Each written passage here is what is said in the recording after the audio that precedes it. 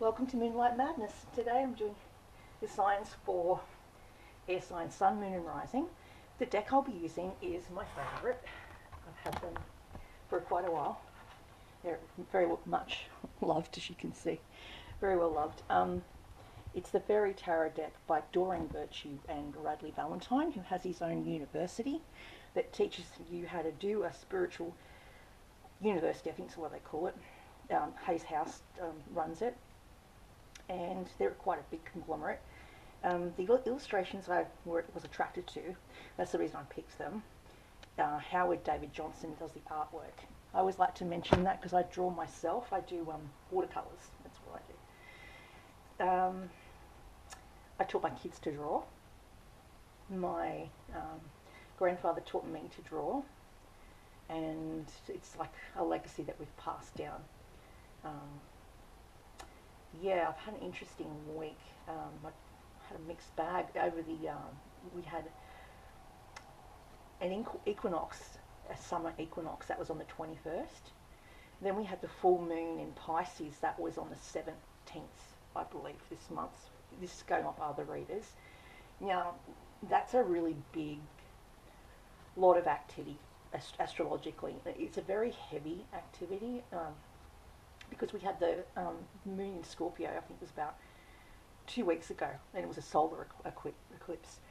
Can't get my words out. So what it was basically saying is that there is lots of energy. So my son's birthday was on, we had his birthday on the 21st, instead of his actual birthday's the 30th. And we had a lovely celebration, and then my grandfather went to hospital and almost died. Like within 3 days before that, he almost died. Same thing that happened. So there's like a lot of things like accidents, operations, shocking news, things being stolen, usually on a full moon, and with an eclipse, even more so. What I've pulled for you today is the first card for air sign is release. Now the release card talks about you may be involved with a scorpion. I have Scorpio on my chart. It also talks about death and transformation. So Scorpio is fascinated with the mystical and the occult. They study it. They find it fascinating. They too could be quite psychic. They might just have this intuition that they pick up on things and they run with it. And that's usually what Scorpios are all about, pulling down structures that don't work and then rebuilding them out of the rubble. That's a Scorpion. My son, he's a Scorpion. He was born 23 years ago in November. So it's 23 years ago since we had the Twin Towers that fell. The Twin Towers fell, and then I was 8 months pregnant with Christopher, and it was actually, I was asleep with my then partner, his dad, my fiance at the time. We were pregnant with Chris, and I woke up out of an intense vision. I have premonitions in my sleep. I don't have an off switch. Huge impression about this building with all this rubble, and on top of the building was this angel's wing. And underneath the angel's wing was Christopher. Christopher is this tiny little 2-year-old, so it's a future dream.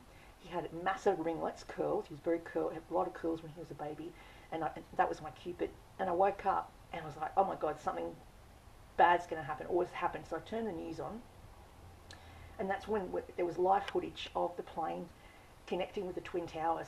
So it's like I predicted it. So I believe my son, youngest son, Christopher, is one of the fallen from the Twin Towers, and he's a very special baby. He's in the medical industry. He's a psychologist. He's actually his last year before he does his master's, but he's extremely gifted and intuitive, and it's like he's been here before. He's to find keys for me. I'd lose my car keys. I'd lose my front door keys. I was always losing something because I was always in a hurry to get to work when I was working and studying as well. I was doing work study, disability support worker, which I've studied, and I was doing all that all before they went to school. I used to pack their lunches. I'd get up at 4, I used to call it dawn patrol, do my study, disability support worker, go for a run, pack their lunches, get the kids ready, take them to school. I used to drive them, and then I would go to work. And that was my entire, single mum background. My entire journey was I was always studying. I was always trying to better myself so I could get more money, to get more solid footing in the job market. Now, I have done disability, but I don't get paid for it. I volunteer my support. I used to look after 3 international students in a university on campus. They were from, I think, China, Sri Lanka, and Burma.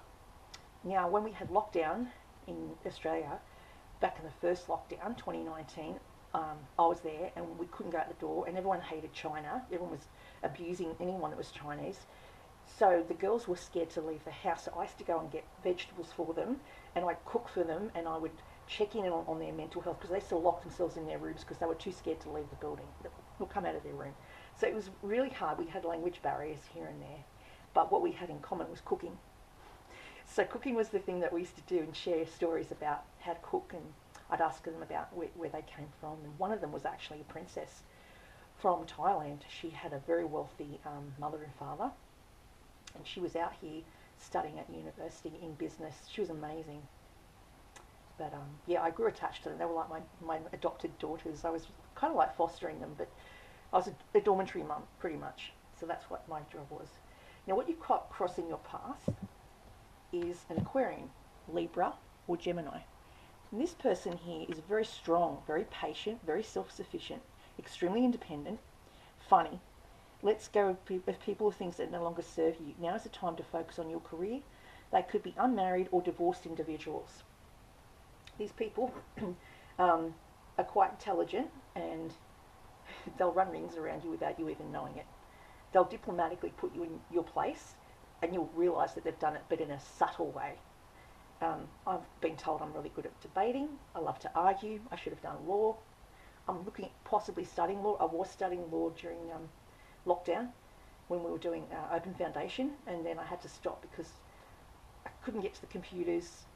We couldn't. You had to have certain times to do it. I got behind, and then I couldn't do the visual arts. I was doing visual arts as well, combined degree, but I couldn't finish the visual arts because the lockdown. We couldn't do the prac, so it actually delayed my son's certificate as well. So yeah, argument. You're going to be really good in a debate, and if you find yourself cornered, you'll find a way to argue your way out. Now, in the past, I've got the amethyst here because this is for thoughts. A lot of thoughts. Amethyst is great for balancing people that overthink. An overthinker. I would call Gemini, Libra, and Aquarius are all overthinkers. My son's a Libra. It says in the past that you had the 7 of Cups. The 7 of Cups is to do with many thoughts, a lot of confusion, being in 2 minds about making a decision that was going to affect the rest of your life. You may have done something in a job where you weren't sure whether to take it or sign the contract or not, because it meant a commitment. Then you've got balance. Now, I've put this is a Libra. You may have had a Libra in your past that was friends with you, or this may be you. You may be the Libra. It just talks again about balance, how you like to have things balanced, and you like to take everyone's input into consideration, merging viewpoints to create a better solution. It says you've got male and female energy as well. Now, I've got the air, which is I found this on the road. This is my angel's wing, so because I'm talking about Chris, I put it up there. Yeah, the red and the white. So the red is the blood for the female, and the white is obviously the men's. Yeah, you know. This is YouTube. I've got to be PG friendly. Yeah, what the men do when they have intimacy. Okay, now what we've got crowning you is you may be talking with or having communications with a high priestess. The high priestess is a psychic medium. They meditate. You have to trust your intuition and have careful reflection before asking action. You may get insights through walking, through watching movies. It just may come and go. Now, I've died a couple of times, so near-death experience. I'll come back different. I'm rewired different. I have no off switch. That's the only problem. So if you have struggling with intuition and you want to enhance your intuition, I would recommend lapis lazuli. Lapis is an Egyptian from Egypt, and it's helped to enhance intuition. The other thing I like to wear, because I'm really big on crystals, This is my beautiful earrings. I don't know if you can see them, but they are blue and then they change colour, like a whole bunch of colours. That's labradorite. Now labradorite works with magic and works with hearing, so clairaudience. So whenever I put my earrings in, whenever I wear them on my skin, I start hearing things, as in things that are there, but things like a name will be told to me, or I'll get music in my ears. I'll hear a song that I have to play, and it's usually leading me up to where I'm supposed to go or what I'm supposed to do. So, for an example, to paint a clearer picture, because I'm better with visuals, I was playing Daniel Johns' Silverchair a couple of weeks ago. Couldn't think why. Thought it was odd. And then I just kept playing it, and I couldn't understand what that was about.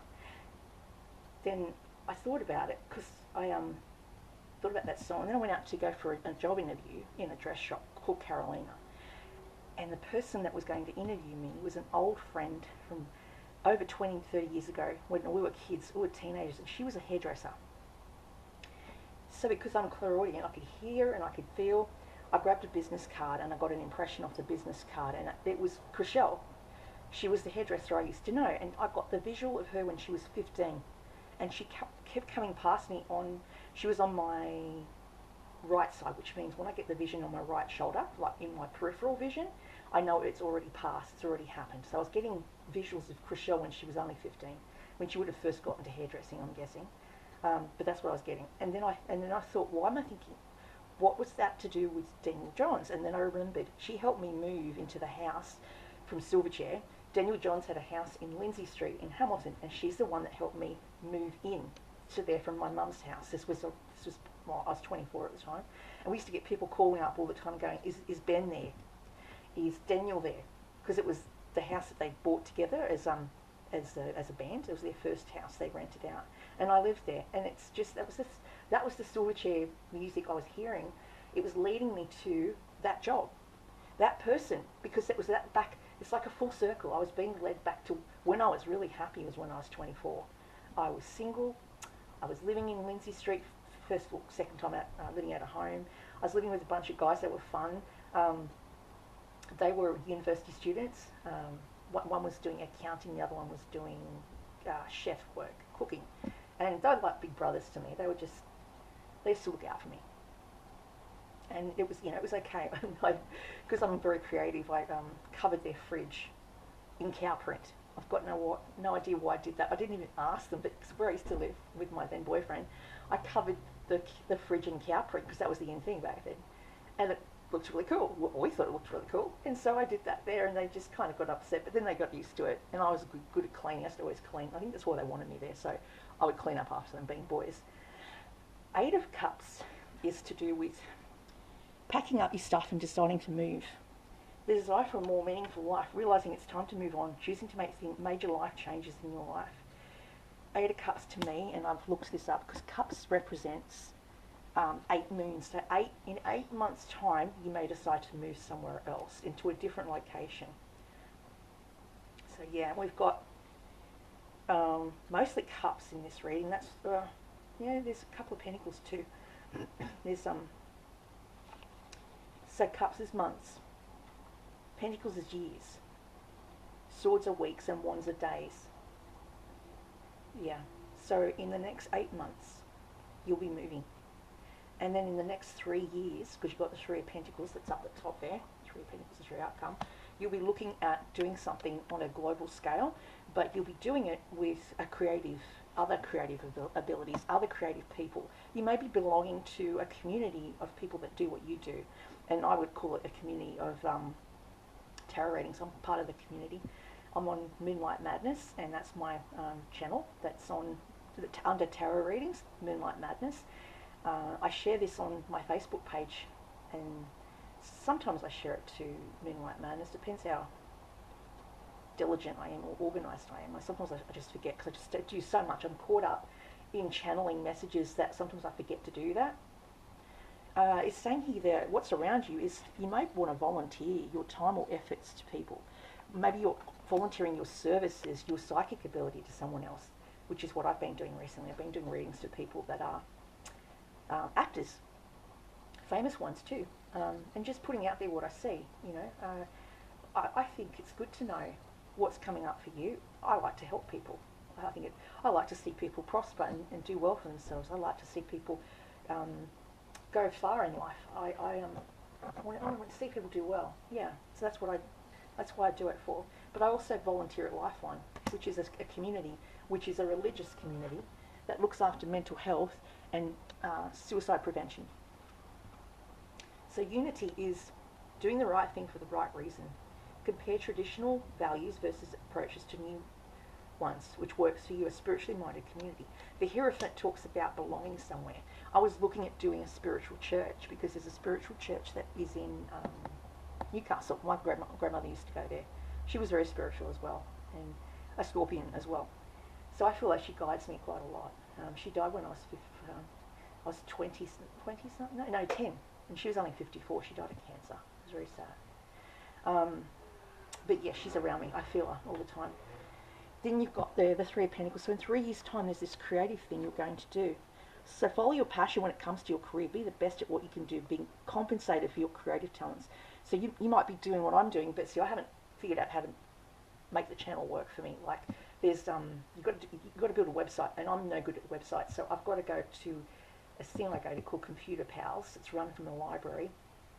I'm going to pay someone to help me set up my website properly, because it's basically just up there, but no like calls to action. I don't know how to do all that. The buttons with donate here or like I do like and share, but I don't know how to put all the details in. So someone who's computer savvy needs to do that for me. I'm hopeless. I'm not a computer person, so I just put it up there and hope people like it. So if you like and share this for me, that would be wonderful. That will help my channel build a bit, and then I'll figure out as I go. Now, I went to see this live psychic. His name's Mitchell Coombs. You're amazing, Mitchell Coombs. 3 years ago, I went and saw him, and he was doing a reading, and he pulled me out, and that would have been back in 2021. And he predicted that my grandfather or father was going to pass away. And he's almost died twice in the last week. And 4 times before that. We've got them to save him. The cavalry did.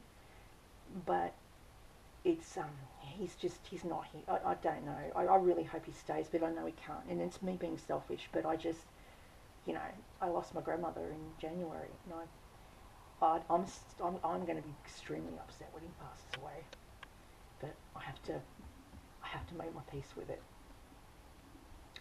The thing about being psychic is I've already seen it happen. Yeah, when he told me that, I'd actually had a vision of him not here, and he was coming out of the clouds, and he was calling down to me because I was struggling at the time. I was going through a really bad time. I was living in a women's shelter, and just a lot of things happened that went south. Just a breakdown of relationships and family dynamics. And I just walk for miles asking for help. And that's when I would get my impressions. And Granddad was in them, and he was telling me in a vision, I saw him come down in a dream sequence where he said, I'm going to help you, here's some coins. And it was just, he was happy though. He was younger, and he was in a Hawaiian shirt. We used to buy him Hawaiian shirts when he was younger. So that was how I knew he was happy, because he passed along and he wasn't in pain anymore. And that's what I don't want. I don't want him in pain. Now we've got another deck. This is a deck I use for getting little bits of answers. Oh gosh. It's like an oracle deck. It's called Rebecca Campbell Work Your Light Oracle Cards. Okay. See what comes out for this. So I'll just split it. Pick one. Out of that pile. This is representing the Aquarius. Aquarius, Libra, and Gemini. Warrior woman, have you answered your deepest calling? Okay, I'll read that because I'm not familiar with this deck. I've only had it a short time. Warrior woman. Google it. So that's 56. So this is an inquiry card. This is the inquiry. Have you answered your deepest calling? Have you answered, are you here? You are here for a reason. You are being called to bravely pave a path. Have you answered your highest and deepest calling? Living a heart and soul-led life is not all fluffy and smooth sailing. Living a heart and soul-led requires courage to triumph over fear. So often our fears are the gatekeepers to our greatest gifts, and the more resistance we have towards answering a call, the more important it is to our soul's growth. Sometimes fear is an indication that we are facing the right way. Joan of Arc was known for her courage and her famous line, "I'm not afraid, I was born to do this." But the thing about courage is that it is not possible without fear. So if you are feeling afraid, what is needed is courage, and courage comes from living from the heart. Think of your fears as opportunities to expand rather than things that are holding you hostage. If you look at your fears in this light, then, as uncomfortable as it might feel, it's actually a sign that you are on the right track. Well, that's good. It's confirmation I'm on the right, doing what I'm doing. You know, the spiritually based business that I'm trying to build, which I'm going to go and get help with a computer person, programmer. What's that? I've sort of muddled these up because I went to pick them up. All right. Next deck. I've had to section them up because they have different areas. As I said, one's an inquiry, one's an action, and then there's what to do and advice. All right. Trust your path. Well, that's also good advice. Just trust your path.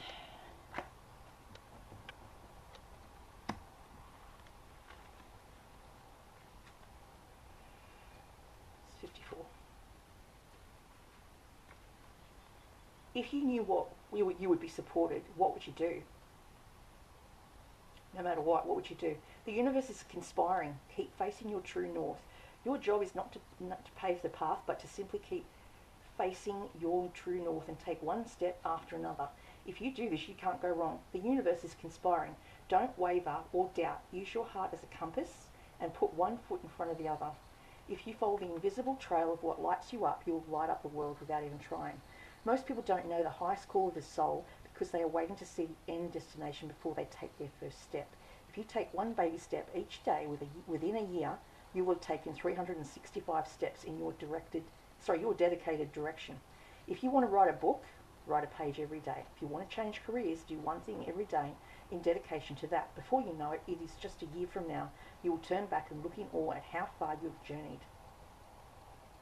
Keep moving and open yourself up to a whole new level of support and receiving. Things are not going to work out the way you are planning, but if you have a little faith, keep showing up. They will work out even better than you could possibly imagine. Don't micromanage the universe. Trust your path and let your soul lead the way. That's a very good advice.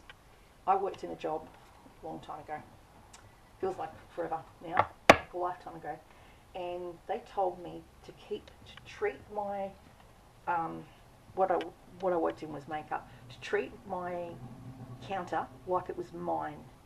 And it was my baby, my business. But what they didn't tell me is that they were going to micromanage me. So it wasn't really mine. They just, told me it was mine so that I'd make it my own and do really well, which I did. I got #1 in the state for the most, the relaunch of a skincare well-known brand called Clarins Skin Firming Cream, and I got national. I was the national seller of the relaunch of Skin Firming Cream in Clarins in Brisbane, Carindale. So I was really proud of that. That's a big sell. And how I did it, I just knew how to market it. I was really good at networking, and I was really good at my client base. I studied real estate a long time ago, and what I had to learn was how to build a client base. And it's all about keeping your customers happy and coming back for more. They come back for you, Don't think you're selling a product, you're selling yourself. Got that told by my first boss. Anna, the grandmother of Jesus. Seeing the light, laying foundations, divine plan. Wow, that's a good big card. All right, so Anna is 88. This is the activation card. 88. I'm burning a candle which is red, which is love, and I'm asking it to bring me love, bring love to me. It's a spell that I've done. It's a love spell. And ever since I've been burning it, I've been getting lots of activity. People trying to talk to me off the internet that I don't even know. Some random guy was trying to text me, like, wanting to date me and the whole thing. And I'm like, I don't even know who you are, bud. You could be, I don't know, a serial killer. And I just had to block him because he was just persistent. And he wanted to meet me. I said, oh no, I don't want to meet you. I'm not in the right headspace. He could have been anyone. Seeing the light, laying foundations, divine plan. Anna, grandmother of Jesus, was an ancient mystic who dedicated her life to laying the foundations for Christ consciousness to be woven through all of life.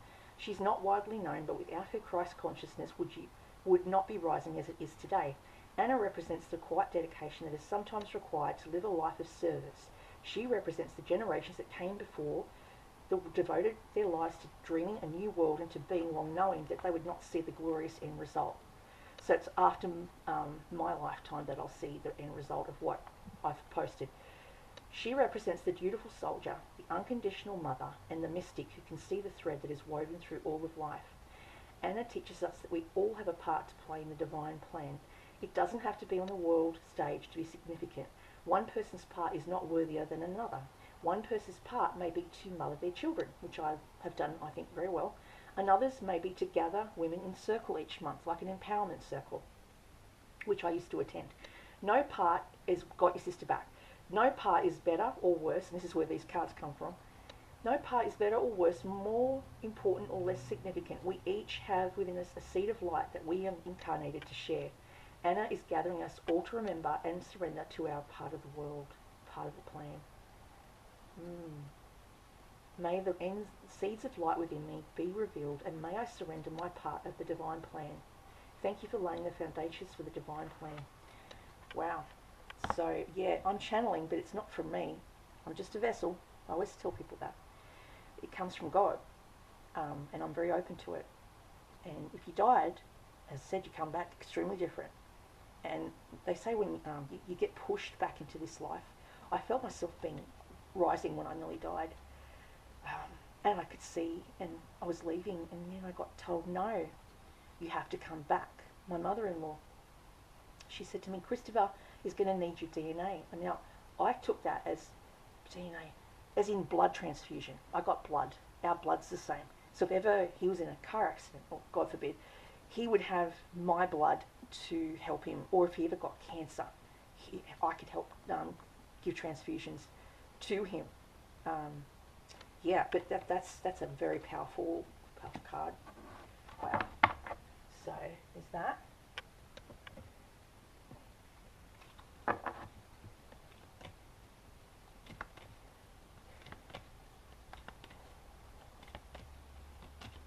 Okay. Cut in half. Wow. The initiation. Oh, this is big. This is a huge card. I'm surprised I got that card. Okay, the initiation. Some of you Aquarius, Gemini or Libra may be getting married in the space of the next 8 months. And you leave wherever you are and you go to wherever this person is that you're seeing or talking to, or they may come to you. They may move where you are. The initiation. But it says you're moving. 68. My brother's in America. I've always wanted to see the Chrysler Building. Huge fan of the Art Deco movement. And I would love to go over there and see the Chrysler Building is the most beautiful building. So is the General Electric building. But the Chrysler is the 1920 style where they filmed Ghostbusters. And I love that movie because I love the Chrysler Building. It's just beautiful. Okay, rite of passage, crossing the threshold. Some of the most sacred initiation chambers and temples look scary from the outside, but are breathtakingly beautiful on the inside. This represents the journey that the soul pilgrim is required to take to reach somewhere sacred. but only the initiated can enter. Perhaps that's where you are right now. You are being tested. Initiated because you are headed somewhere sacred. Initiations require that we cross the threshold from one world or state of being to the next. We are called to face what scares us and have to be willing to lose it all in order to gain a new way of being, of safety, of security, of depth, of meaning. Initiations like rites of passage mark the shift from one age to the next and can take place of emotional turmoil, great loss, grief or devastation. Yeah, great loss. Well, I've lost my grandmother in January. And I've been grieving. But it is through this seeming hardship that our heart cracks open and our spirit is invested to step forward. We take the sacred voyage into more of who we are and who we came here to be. It can be painful and scary, but once we begin the journey, we can be more ourselves than ever before. If you're in the middle of an initiation right now, you'll get through it, and one day soon, you will bless the thing that broke you down and cracked you open, because the world needs you open. You are going somewhere sacred. It will be worth it, and you're closer than you think. And I had a vision a long time ago now. We'd be back, I guess, 2019. I had a vision about, it was a prayer room in Tibet. Now, there is prayer rooms in Tibet, because I was studying, at the time I was studying law in action and then Open Foundation. And I went upstairs to where the books were and all the different sections on. I used to go and look in the library. I love libraries. I'm a huge reader. I was looking there for the books on Tibet, and I found a thing on Tibet, a book on Tibet, and it showed all the prayer rooms. That was where I was in an astral vision, because I astral travel a lot. I don't know how to stop it, I just do. I can get there when I think of something. I don't know what sparked that, but I was in Tibet and I was walking in the streets. And the streets have markets, apparently, because I asked a lady on the bus, this was recently, she was from Tibet. I said, is there prayer rooms and is there markets there? She said, yes, there is. But no one is allowed in there. And in the dream, in the astral dream, there was a monk, and he said, you can't be here. You can't come in here. I said, why? He said, because this is sacred. This is off limits. This is for only the families that are related to the people that passed away in there. The prayer rooms is for those old founding fathers that were from Tibet, religious monks. So maybe some of you are going to go somewhere like Tibet. This is for certain specific people, and go to a place that's like a sacred place. My son went to Thailand, and he went to all the castles and the royal castles, and he showed me the pictures, and it was amazing, beautiful, beautiful statues and things like that. So, well, my son's going to Japan, and he's going in December. And I said to him, I went to the Shuri Castle, and the Shuri Castle is where Karate Kid was filmed. And it's a magical, mythical place, but it's beautiful. And I saw the Shuri Castle, and I thought it was amazing. And that was when the cherry blossom season was on. Oh, answer the call. Okay. So I've got to answer the call. What is your soul calling you to do? Well, go to Tibet. I want to travel. I really would like to travel. Hopefully, when I get back to work, because I'm on compassionate leave, I will find something, and I'm going to start saving to go overseas. Answer the call. My son wants to go travelling as well. Next year, he told me. He's going to travel all over Europe. So this could be a message for him. He's got Aquarius in his chart. And my eldest son has Aquarius, and I have Aquarius. So we've got Aquarius very heavily. That's why we connect so well. What did I say? Answer the call. 36. I lost my train of thought because I was talking about Chris. Okay. Your guidance is divinely guided. You are being called to answer the call of your soul. It might be scary. It might not make sense. But if you trust your soul's yearnings, you will live a life beyond what your mind could possibly imagine. Answering your soul's calling is not a one-time thing, rather a lifelong dance. Deep down, you already know what you long for, what your soul yearns for. Whatever you are called to do, that is your calling. Don't overthink it. Don't wait for permission. Just say yes. Most people are waiting for a step-by-step plan, but intuition doesn't work like that. It takes faith and courage to answer the calls of your soul, and that's why most people don't do it. But you are not most people. You are in exactly the right place to answer your calling now. You don't need to know the whole plan. You don't even need to know where it is leading. You just need to take the next step. No one has ever had the complete perfect plan. There is no end destination. There is no right or wrong way to do it, and you do not need permission from anyone else. Sometimes the more resistance we have around answering our soul calling, the more important it is to our soul's growth. Yeah. So that's a really heavy reading. A very good reading by air signs. One of the best ones I've had for a long time. That's all I have for you today for air signs.